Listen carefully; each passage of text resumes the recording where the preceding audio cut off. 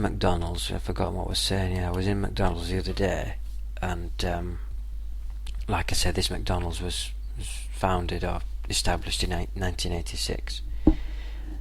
But I wasn't in that one. I was in another one in the outskirts, and I was in the queue. Right, there's about five blokes in the queue, and I was queuing up to consume food, as it were.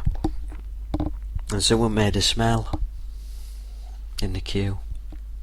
Can you imagine that?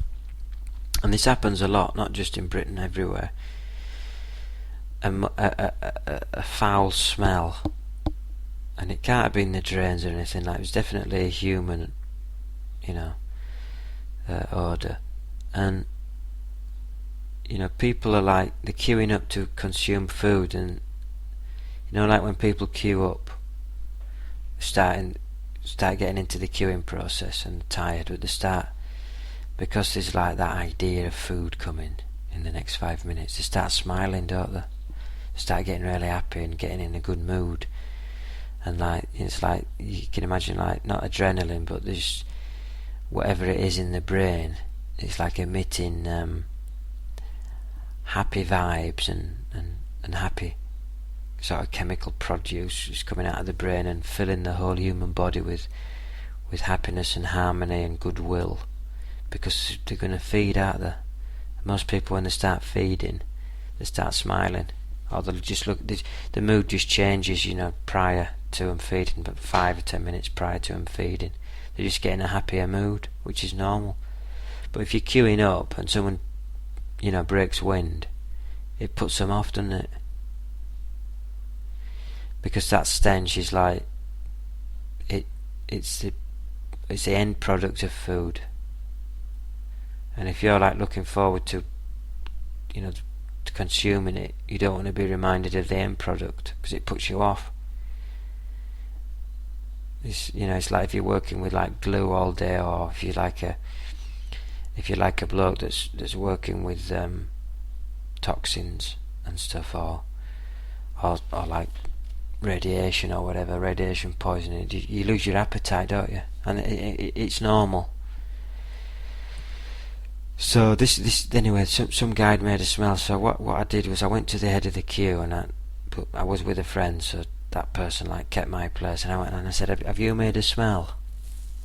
And it were a little bit put out about that, because it looked like an upper class bloke, or well, middle upper class, and he said, no, I've not. I don't make smells in public. So I went down to the second one and said, have you made a smell in this queue? And if you have, it's there's not much you can do about it now, or I can do about it now, because it's in the atmosphere already and it's been released. And there's nothing we can really do apart from discuss it and just to make sure it never happens again.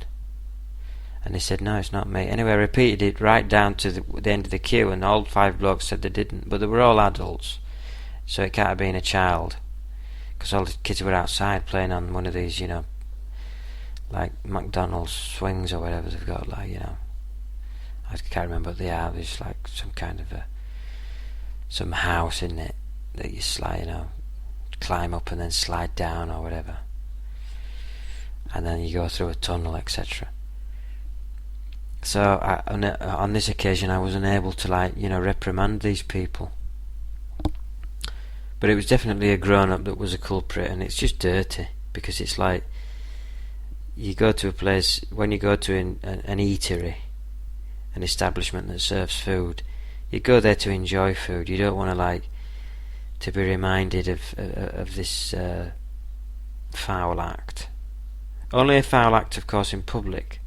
In private, it's just part of life, and it should remain private. It's like pigs, isn't it? They root and eat in their own shit. That's what it's like sometimes, going into these places, eating in a huge pigsty full of shit.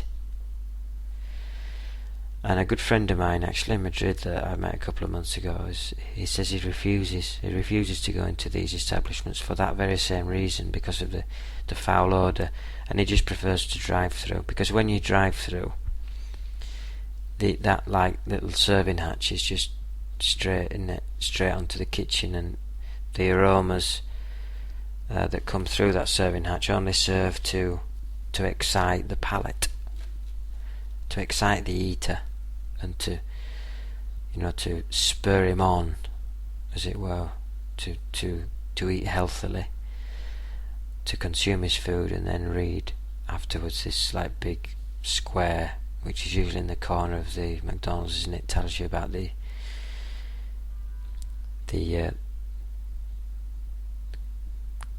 consummation of the food, how much energy you're getting from each burger, etc.